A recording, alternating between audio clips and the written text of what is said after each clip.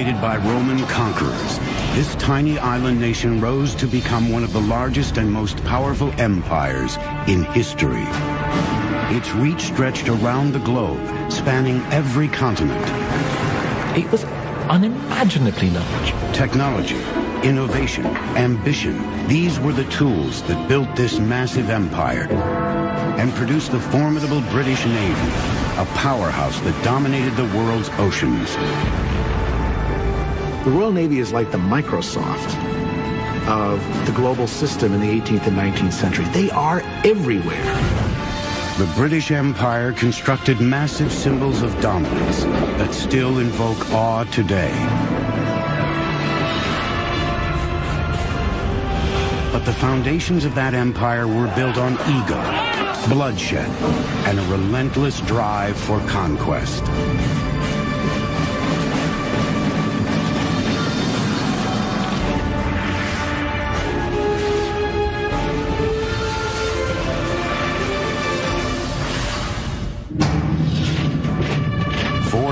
AD, the most powerful empire the world had ever known is under attack. At the far edges of the British Isles, the once mighty Roman legions march toward the coast in full retreat. They leave in their wake a military and political void. For the first time in more than 400 years, the vulnerable island nation of Britain must fend for itself. It was the end of one empire and the beginning of another. The sun never sets on the British Empire. I've heard those words all my life, ever since I was a kid, even though I've never lived in England, and that empire is long gone. Hello, I'm Peter Weller. At its height, the British Empire covered almost a quarter of the Earth's land mass, some 14 million square miles, and if you think about that, that's just staggering. But how did an island, if you will, in the middle of the North Atlantic come to be such a behemoth empire? Well, in the early 400s AD, when those Roman citizens were fleeing in the face of an onslaught of Vikings and Jutes and Angles and Saxons, some of those marauding and plundering people decided to stay. Maybe they liked the temperate climate. And after several centuries, they'd organized and developed themselves into somewhat of an Anglo or English identity.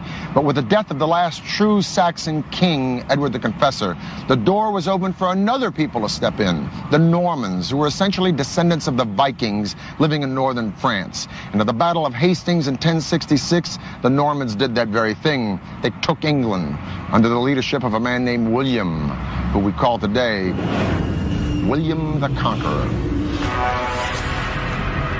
With a ravenous lust for power, William would stop at nothing to become King of England. To conquer another country like England, you couldn't really be a sort of touchy-feely kind of person. You had to be a very strong leader, and that's what he was. He was a brutal man. In 1066, William made his move.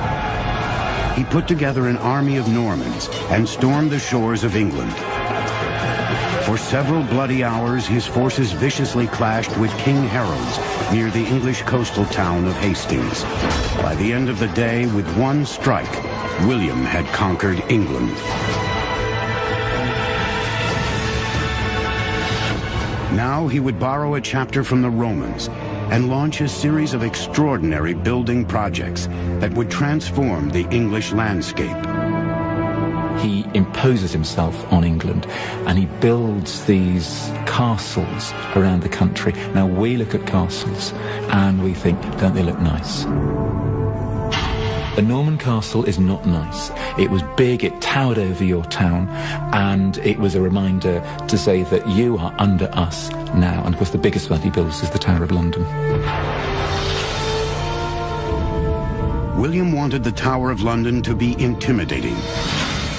He chose a location on the bank of the River Thames that had once been used by the Romans.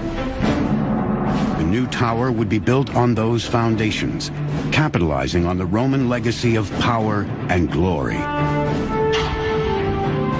The complex would include a defensive wall surrounding an imposing tower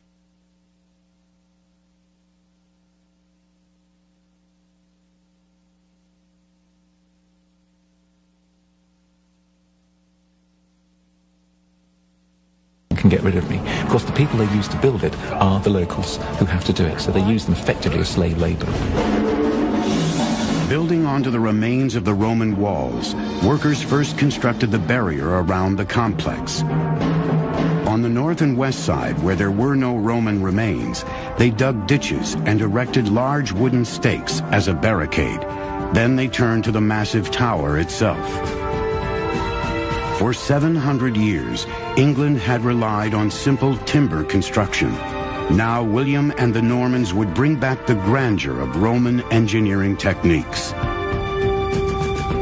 Like the Romans, William would build his tower with stone. He didn't trust the quality of the local material, so he imported cream-colored limestone from France. His engineers also incorporated Romanesque arches and vaults within the structure for support. Inside the tower's majestic cathedral, workers constructed a series of intersecting barrel vaults, called groin vaults. These allowed the support to rest on 4 piers, opening a soaring space for windows to lighten the imposing interior. It was a great feat for that time because the English were used to building in wood, so I think it was rather miraculous for them to see this enormous structure go up. It was really impregnable. I mean, the walls were tremendously thick and there were just little slits to look out from. The fearsome castle served as a royal residence, fort, stronghold, and prison. And intimidation was backed up by swift and severe reprisal against any who dared challenge the king. You get armed men, and they go up, and they land on your doorstep. They will drive you out of your home. They will burn your home down. They will burn your crops, so you've got nothing to live on. And a lot of killing, of course. As the tower neared completion in 1087, William died, ending 21 years of turbulent rule. His imposing fortress would be a reminder of his vision and tyranny for centuries to come. A series of Norman kings succeeded William and continued his work on the complex. But it would be more than 400 years later that the tower would enter its bloodiest phase. And the king who led it there was not Norman, but from the English family of Tudors. He would become one of the most brutal and gluttonous rulers in England's history. His name was Henry VIII. Henry's appetites were legendary. He hungered for food, for women, for power, and for a son who would one day inherit the crown. The best way to fulfill your duty and your destiny as a king is to produce a safe line of male heirs. And if you look at the portraits of Tudor gentlemen, they're standing with their legs apart and their hands on their hips with these big codpieces. That is not by accident. That is saying, I am virile. Look at me, I can produce families. So a son is a sign of manhood. When his first wife, Catherine of Aragon, failed to produce a son, Henry set his sights on one of her ladies-in-waiting, the alluring Anne Boleyn. He falls absolutely hopelessly both in love and in lust with Anne Boleyn, because Anne is a very, very sexy lady, and she knows it. There's only one problem. How do you get rid of your wife? Apart from murdering her, of course. And the answer is, I've got to divorce her. When the Pope refused to grant Henry a divorce, the king flew into a rage. If he couldn't control his country's religion, he would simply replace it. He boldly severed all ties with Rome and appointed himself head of the new Church of England. Henry now had absolute control over his country. He divorced Catherine and made Anne his queen. But when she also failed to produce a son, she suddenly found herself accused of adultery. The case is made as damaging as it's possible to be, that she's not just having one affair, that she's having a string of affairs, that there are sort of orgies going on in the palace, and Henry is only too ready to believe a lot of this. Henry had Anne arrested and held in the greatly expanded Tower of London. By now, the tower complex had grown to a sprawling 18 acres with an impenetrable facade. The wooden barricade had been replaced and expanded by thick stone walls. A series of towers reinforced their strength and stability. just inside the outer wall, a second wall was constructed to provide another layer of fortification.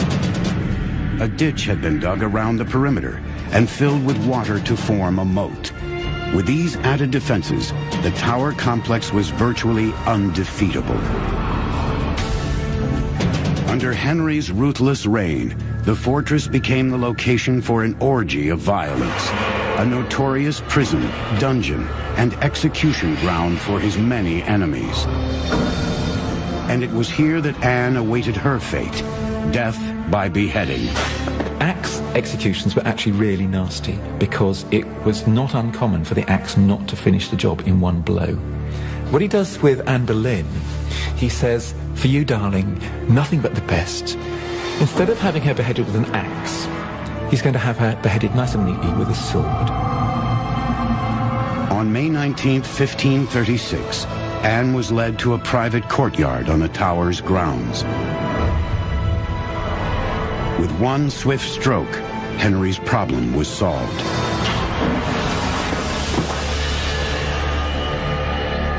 But Henry's longing for a son was only part of a more ambitious quest. Since the beginning of his reign, he had lusted after a dream of ultimate glory, to transform England into an empire. This idea of a realm that would cover every part of Europe and extend beyond was always in the back of Henry VIII's mind. His real vision and dream, his great appetite was for dominion and empire. But Henry's road to empire put him on a collision course with France and Spain, Europe's reigning superpowers. His plan of attack, to fill the high seas with floating weapons of mass destruction. 6 ravens are always kept at the Tower of London. Legend has it that if they leave, the kingdom will fall.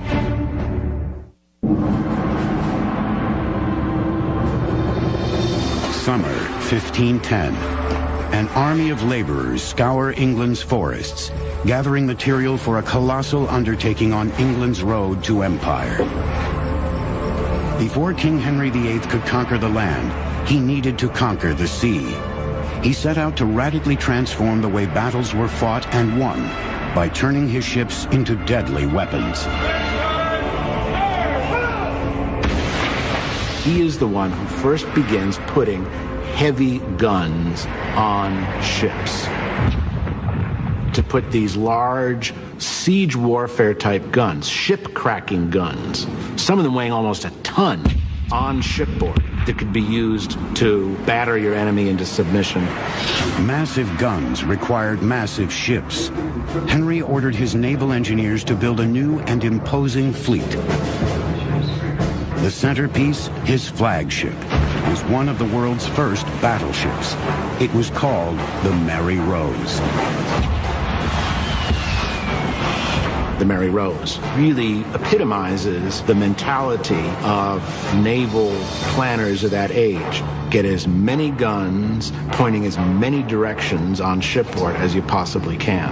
And that's what the Mary Rose was set to become, a gun platform.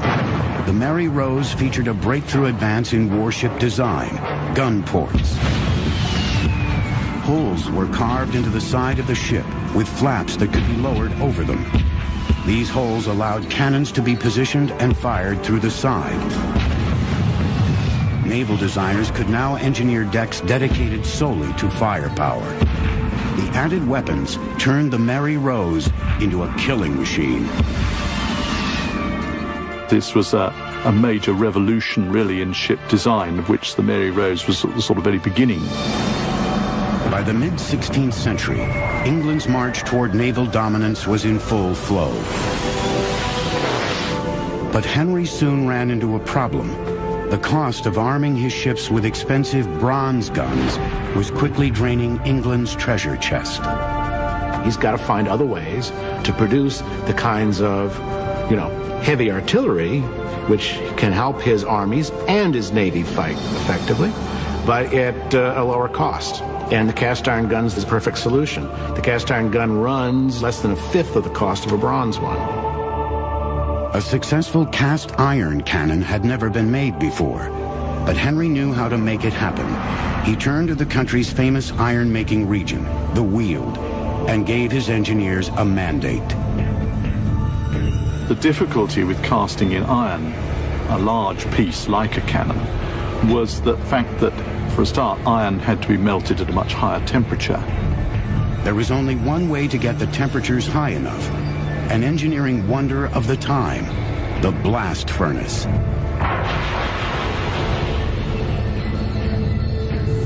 First, workers poured wood and iron ore into the top of a 20-foot tall stone furnace. A water wheel powered a large bellows that pumped air into the fire, stoking it until it reached an incredible 2,200 degrees, hot enough to melt the iron. Workers then opened a tap at the base of the furnace. A stream of hot molten iron poured down a trough and filled a cannon mold buried deep in the ground. It was a very big undertaking, and it was very pressured as well. You had, of course, charcoal burners who produced the charcoal in the woods around the furnace. You had laborers who dug the iron ore from pits in the ground. You had teams of laborers bringing wagon loads of ore and charcoal to the furnace. Over the next few centuries, the Weald's iron cannons became the envy and dread of every other European ruler. The transformation is tremendous. It gave England power and a technological edge that no other European power could match. In just 30 years, Henry had built his navy into a powerhouse, but he would never live to see his ultimate dream of European conquest. Enormously obese, his oversized appetites finally betrayed him. He died in January 1547, leaving a legacy of brutality and innovation that stands through the ages. His reign had laid the seeds that would explode into a mighty empire.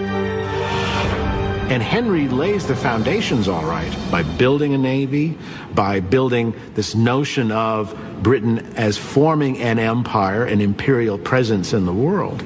Backed by the growing power of their navy, England's empire would expand over the next 150 years through colonization and conquest.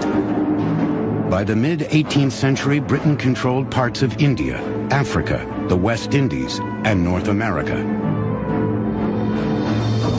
But two major threats to the burgeoning empire loomed ahead, and the king who would fight them, George III, would also be battling demons of his own.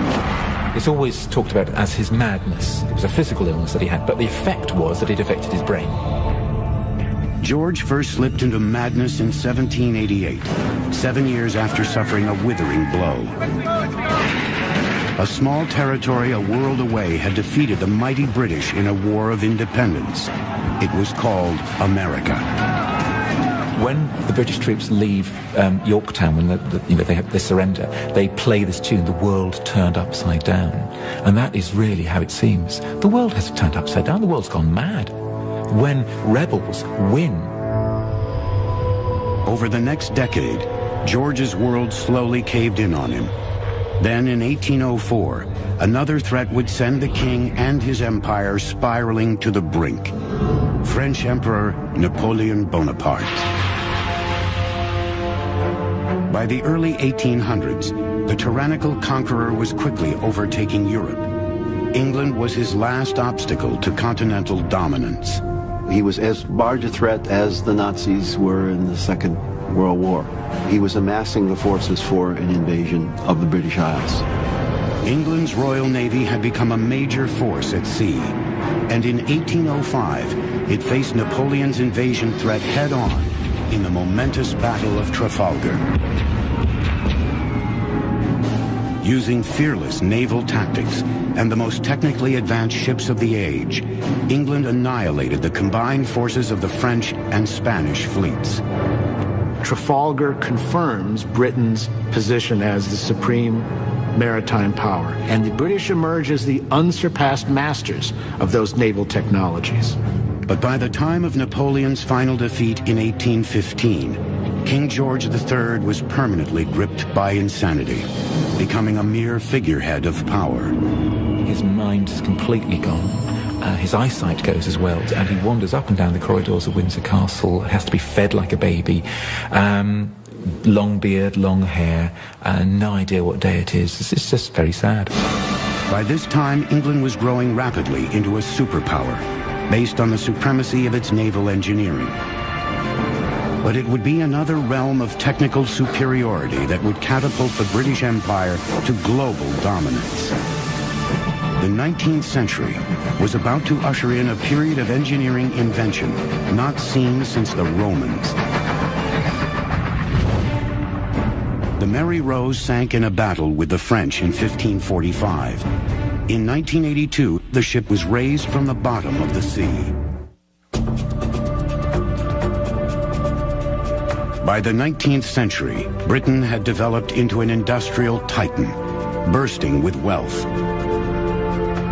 Its monumental success came from a period of staggering technological invention that swept across the empire and then dominated the globe.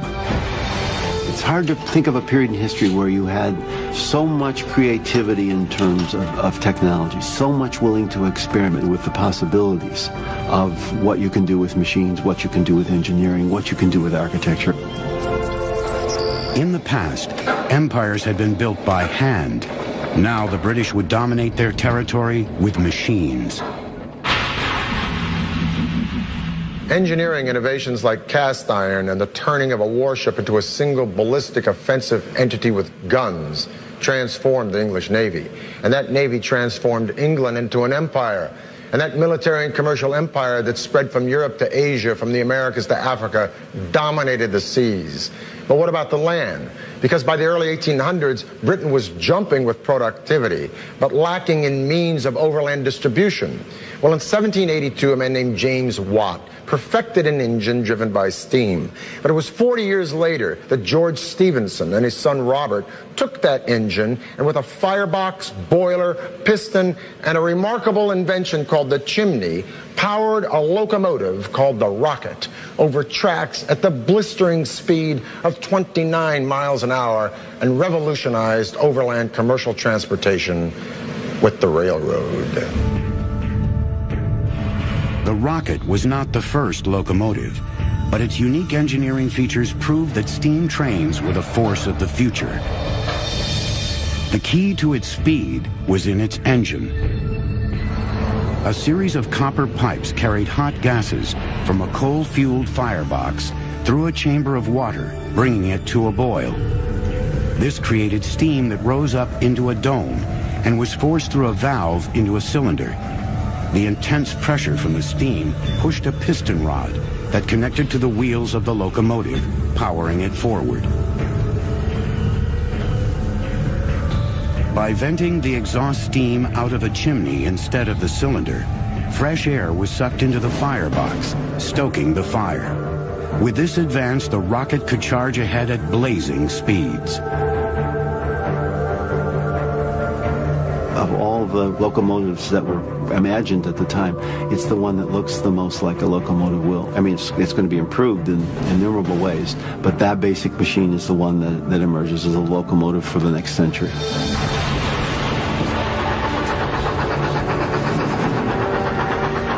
The race was on to build railroads across Britain.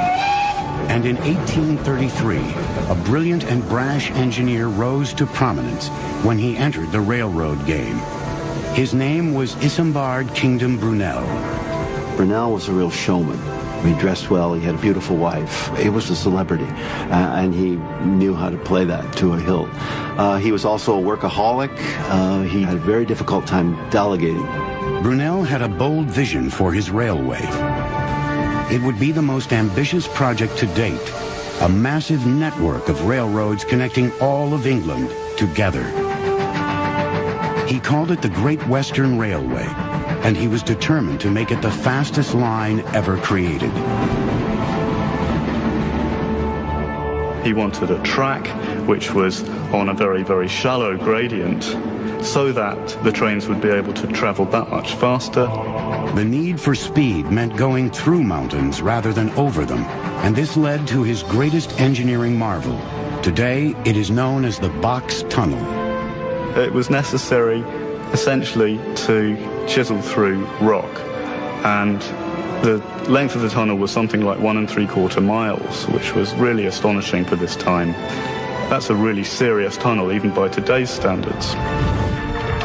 Brunel amassed hundreds of Irish workers called navvies to dig the tunnel.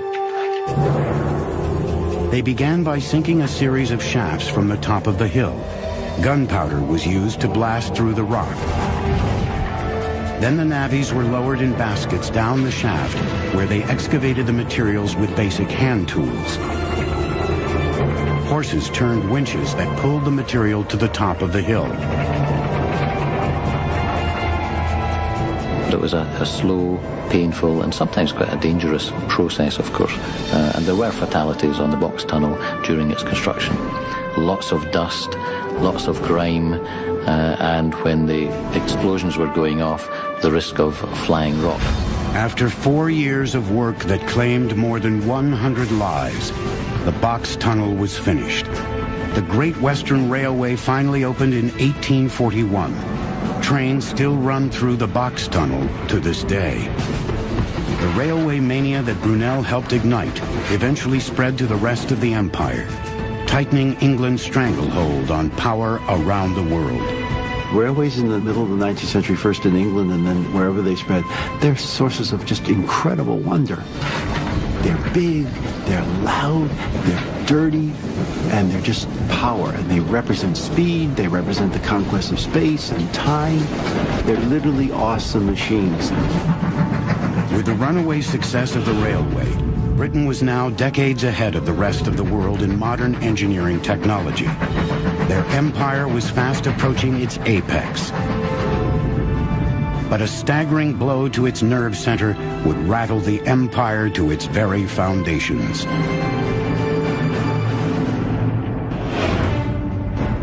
The first person to be killed by a train was a member of Parliament. He was struck by the rocket in 1830.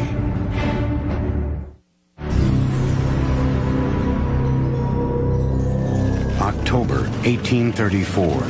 In the dark of the London night, a violent fire rages through the very heart of the British Empire, Westminster Palace. For centuries, this complex of buildings had been the command center of British power and a towering symbol of its strength. Now, as flames turn the palace into a roaring inferno, thousands watch in shock and horror, wondering what will become of their mighty government.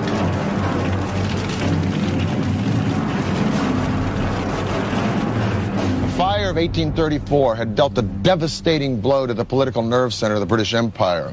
Westminster Palace had stood in some form or another since the late 11th century during the time of William the Conqueror. And now these ruins had the British people wondering, would Parliament ever meet again in this place? Would Parliament ever rise and vote again in these magnificent buildings that had given birth to the modern political process? Well, a royal commission was appointed to decide this very thing, and the royal commission decided, yes, Parliament would be reconstructed in this place. But now a more difficult question came up. What would these buildings look like? Would they be neo-Gothic, French, Italian, or English? Or would they be the perpendicular style of Elizabethan Tudor or English Renaissance? A sort of a civic war happened for 2 years until 1836. The Royal Commission, over 97 proposals, chose the plan of a man named Charles Barry, who was a fan of the Italian Renaissance, but he combined those elements with neo-Gothic, and he gave us this. The Houses of Parliament we have today, a sort of a mishmash of styles, but a stunning mishmash nonetheless.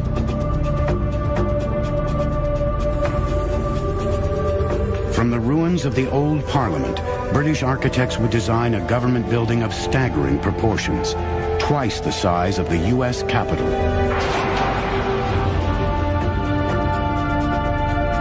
Constructed of sand-colored limestone called Anston, the palace would take up 8 acres of land, with towers soaring as much as 320 feet into the sky. It was decided that one of these massive structures would be a grand clock tower. Today, we know it as Big Ben. You're able to measure time much more accurately in the 19th century, and time is important. Time comes to mean money, and there's something of a revolution in the 19th century about timekeeping. So if you're going to have this latest building, a clock tower goes on it. When the royal astronomer George Airy announced his requirements for the clock, people were stunned. It would be the largest and most ambitious timepiece the world had ever seen. Now, Airy's demands for excellence were fairly rigorous. For instance, one of his requirements was that the clock be accurate to within 1 second every 24-hour period, and furthermore, that the accuracy reports of this clock be telegraphed on down the River Thames to the Greenwich Observatory twice a day. Now, this was not the 21st century age of information. A digital clockmaker today, this would not be shooting for the moon, but a 19th century clockmaker, to make such a great clock in a huge tower with such heavy striking mechanisms, pushing such heavy hands, with such precision and such accuracy that would be exposed to the rain, wind, and elements second after second, hour after hour, week after week, year after year. This was absolutely unimaginable. It was like going to the moon. So Parliament, rightfully, asked Airy if he might come up with a plan that was a little bit more reasonable, a little less expensive. But Airy was adamant. And thus the clock today we call Big Ben, which is really the name of the bell, became the standard for timekeeping the world over. Incredibly, it was an amateur clockmaker by the name of Edmund Beckett Denison who designed the famous clock when all other experts failed to meet the challenge of pinpoint accuracy. Like all clocks of this type, Denison's would be powered by weights, gears, and a pendulum. But Big Ben's design featured a groundbreaking new device that would protect the pendulum from outside forces. Two metal arms control a wheel with 3 spokes. With each swing of the pendulum, one of the arms opens, allowing the wheel to turn a notch. This regulates the movement of the clock. When rain or snow weighs down the clock's hands, the arms isolate the pendulum so it keeps swinging without being affected. To fine-tune the clock's accuracy, timekeepers simply reach into their own pockets. Pennies are used as part of its regulating its accuracy. By adding or taking away one of these old pennies from the pendulum, the clock can actually gain or lose 2/5 of a second in 24 hours. With this brilliant but simple method, the clock became world famous as a marvel of precision engineering. The clock tower over the Parliament at the centre of the empire has a peculiarly powerful symbolic importance. It's as if time itself is governed by the British. In addition to the clock, a series of bells was needed to toll the passing time, with an enormous central bell ringing on the hour. A bell founder by the name of George Mears cast the giant bell to Denison's precise specifications, and Big Ben was born, weighing a staggering 13 tons. Huge crowds lined the streets of London and cheered as Big Ben was transported to the finished clock tower in 1858. It has been filling London with its distinctive rings ever since. London grew as a city tremendously. It was really the first large-scale conurbation in the world. And as a city, it had to have its icons, and the ultimate icon being the mother of parliaments, the parliamentary building with Big Ben as a symbol of the strength and the power of the British Empire. By the mid-19th century, Great Britain had set the gold standard for technological achievement. But under the reign of a young, naive queen, a crisis would strike London and push it to the brink of disaster.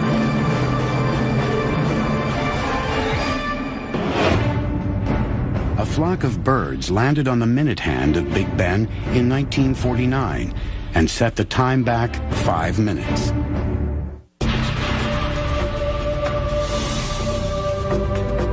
In 1837, a teenage girl takes the reins of the most powerful empire on earth. her rise to power ignites turmoil throughout Great Britain. Both her subjects and her government view her as spoiled, impetuous, and unprepared to rule. Her name was Queen Victoria. She was only 18 when she came to the throne, and she'd had a very, very difficult first couple of years on the throne, and in fact was very unpopular. There was little to indicate this immature girl would grow up to become a revered symbol of the empire's immense power. Her transformation started when she married her cousin Albert in 1840. She fell in love almost at first sight. All her life, actually, she wants someone to lean on, metaphorically and indeed literally. And Albert is able to take her in hand, rather. So he comes in and he helps her grow up. By this time, the empire stretched around the world, from North America to Australia. Albert and Victoria pushed for greatness in engineering and technology, knowing how crucial these advances were to their expanding empire. None more so than the emerging technology of the telegraph. You've got an empire which is extending literally around the globe. People talked about the annihilation of space and time through electrical telegraph. The telegraph industry exploded around the world, with Britain leading the charge. During the mid-19th century, over 97,000 miles of twisted steel telegraph cables were laid. A message could now be sent from Britain to India in a matter of hours. The world's first information superhighway had arrived, and with it, the empire could consolidate its power more effectively than ever before. It was an enormous feat, no question.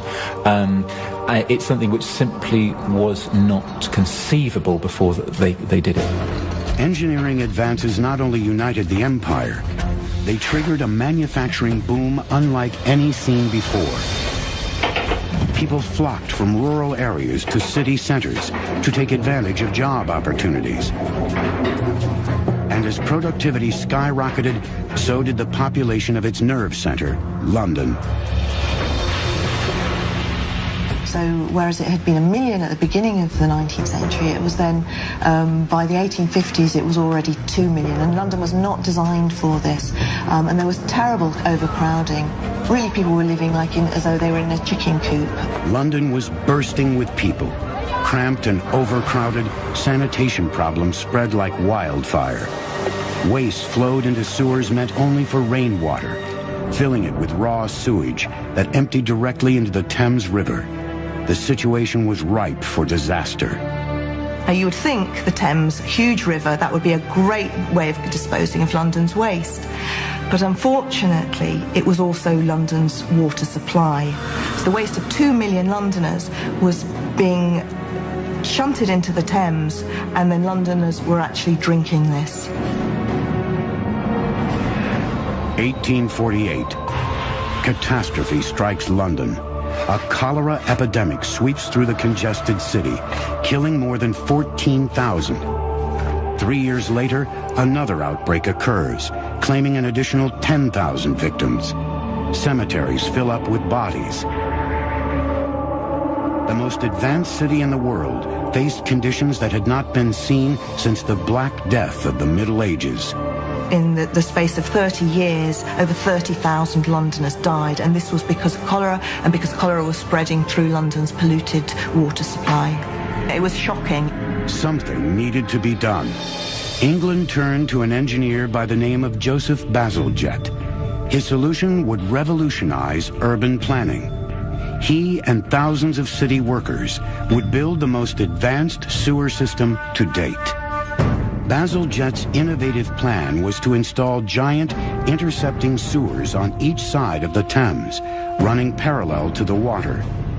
These main pipes would be connected to more than 1,300 miles of older city sewers, collecting the waste and diverting it away from the river. The genius of the system was that gravity was used wherever possible to actually move the sewage out of London. So the sewers actually ran at an incline. When gravity wasn't enough to carry the flow, Bazalgette built grand pumping stations There, large steam-driven engines lifted the sewage until gravity could take over once again. The sewers guided the waste into 2 deep reservoirs, where it would be stored and released at high tide, when nature could dispose of it neatly. The sewer system really was one of the marvels of the 19th century. It used 300 million bricks. There was extraordinary earth moving. It was a truly colossal task and brilliant, amazing. This extraordinary engineering feat transformed London into the first modern glittering metropolis. Cities throughout Europe studied its design with awe. But the disease epidemic wouldn't be the last crisis of Victoria's reign. If you read Hard Times or Oliver Twist or David Copperfield or any of the other genius works by Charles Dickens, you'll get a sense of the staggering overpopulation in London in the 19th century. And some of the fallout of this horror was the sheer volume of traffic in London, a chaos of pedestrians and horses and carriages and carts hauling everything from hay to hardware. The traffic from the south alone was bottlenecking the London Bridge such that London felt like it was choking to death on its own success. London needed another river crossing, but a traditional bridge would block the big merchant boats coming upriver to the port. No, what London needed was a drawbridge, like that one. The drawbridge would be the largest and most sophisticated of its kind. It would be called the Tower Bridge. The structure is solid steel covered in stone to make it look like the nearby Tower of London. When the bridge was built, the 1,200-ton leaves, or bascules, were lifted by steam-driven engines. The power turned toothed pinions along a curved steel rack riveted to the outside girders.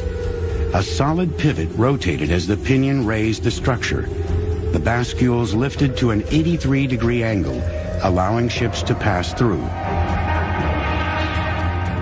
The rising of the bridge only took 1 minute to raise it, so it was an incredible feat of engineering. It took more than 400 men and 8 years to build Tower Bridge. Today it is one of the most famous and recognizable bridges in the world. Despite being the driving force behind these staggering works of engineering, Albert didn't live to see them. He died in 1861, shattering Victoria.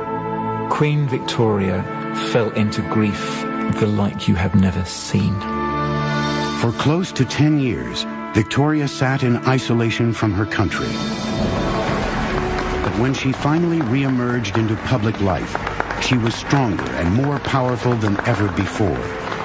The immature teenager had redefined herself into a ruler of the modern age and took her rightful place as leader of the British Empire. All over the world, statues to Victoria are erected. There are massive celebrations all over the world, and in many cases, those celebrations are joined by the colonized peoples. She becomes a figure of affection. Victoria had become the symbol of the empire's splendor and might, and her reign would mark the apex of British power around the world. The British Empire now had possessions on every major continent and could claim more than 400 million people under its rule. No other country could rival its immense power. It was the largest empire the world would ever see. Queen Victoria died in 1901 at the dawn of the 20th century. She presided over a realm as large, as optimistic, confident, and as innovative as any in history. The British Empire had dragged mankind smashing into the modern age with mass production, rapid transit, and communication. The world would never be the same. Every single country and culture on this planet today has benefited in some way or another from British vision and imagination.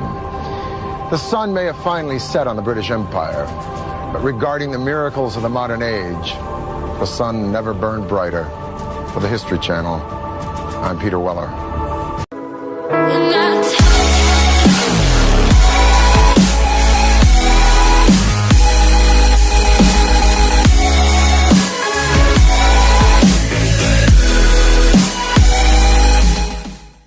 Normans did that very thing. They took England under the leadership of a man named William, who we call today William the Conqueror.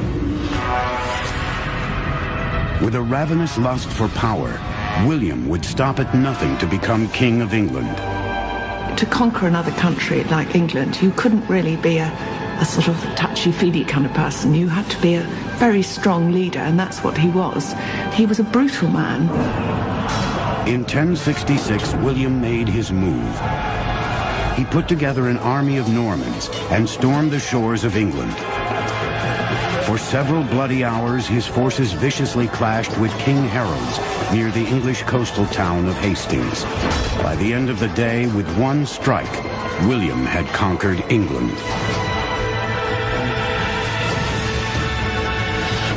Now he would borrow a chapter from the Romans and launch a series of extraordinary building projects that would transform the English landscape.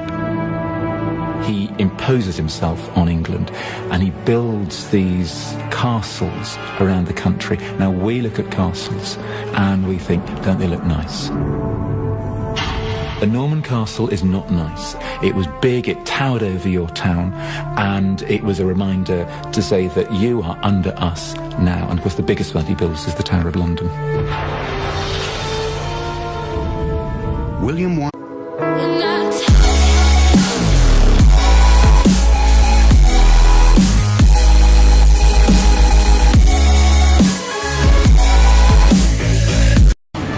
England. Once dominated by Roman conquerors, this tiny island nation rose to become one of the largest and most powerful empires in history. Its reach stretched around the globe, spanning every continent. It was unimaginably large. Technology, innovation, ambition, these were the tools that built this massive empire and produced the formidable British Navy, a powerhouse that dominated the world's oceans. The Royal Navy is like the Microsoft of the global system in the 18th and 19th century. They are everywhere. The British Empire constructed massive symbols of dominance that still invoke awe today. But the foundations of that empire were built on ego, bloodshed, and a relentless drive for conquest.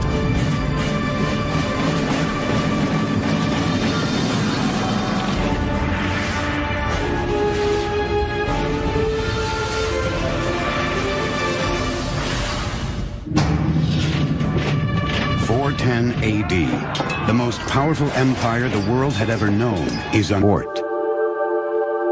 Inside the tower's majestic cathedral, workers constructed a series of intersecting barrel vaults called groin vaults. These allowed the support to rest on 4 piers, opening a soaring space for windows to lighten the imposing interior. It was a great feat for that time because the English were used to building in wood, so I think it was rather miraculous for them to see this enormous structure go up. It was really impregnable. I mean, the walls were tremendously thick and there were just little slits to look out from. The fearsome castle served as a royal residence, fort, stronghold, and prison. And intimidation was backed up by swift and severe reprisal against any who dared challenge the king. You get armed men, and they go up, and they land on your doorstep. They will drive you out of your home. They will burn your home down. They will burn your crops, so you've got nothing to live on. And a lot of killing, of course. As the tower neared completion in 1087, William died, ending 21 years of turbulent rule. His imposing fortress would be a reminder of his vision and tyranny for centuries to come. A series of Norman kings succeeded William and continued his work on the complex. But it would be more than 400 years later that the tower would enter under attack. At the far edges of the British Isles, the once mighty Roman legions marched toward the coast in full retreat. They leave in their wake a military and political void. For the first time in more than 400 years, the vulnerable island nation of Britain must fend for itself. It was the end of one empire and the beginning of another. The sun never sets on the British Empire. I've heard those words all my life, ever since I was a kid, even though I've never lived in England, and that empire is long gone. Hello, I'm Peter Weller. At its height, the British Empire covered almost a quarter of the Earth's land mass, some 14 million square miles, and if you think about that, that's just staggering. But how did an island, if you will, in the middle of the North Atlantic come to be such a behemoth empire? Well, in the early 400s AD, when those Roman citizens were fleeing in the face of an onslaught of Vikings and Jutes and Angles and Saxons, some of those marauding and plundering people decided to stay. Maybe they liked the temperate climate. And after several centuries, they'd organized and developed themselves into somewhat of an Anglo or English identity. But with the death of the last true Saxon king, Edward the Confessor, the door was open for another people to step in, the Normans, who were essentially descendants of the Vikings living in northern France. And at the Battle of Hastings in 1066, the Tower of London to be intimidating. He chose a location on the bank of the River Thames that had once been used by the Romans. The new tower would be built on those foundations, capitalizing on the Roman legacy of power and glory. The complex would include a defensive wall surrounding an imposing tower.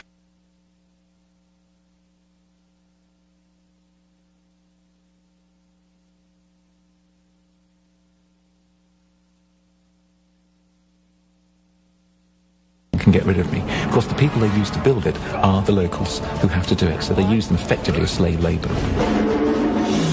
Building onto the remains of the Roman walls, workers first constructed the barrier around the complex. On the north and west side, where there were no Roman remains, they dug ditches and erected large wooden stakes as a barricade. Then they turned to the massive tower itself.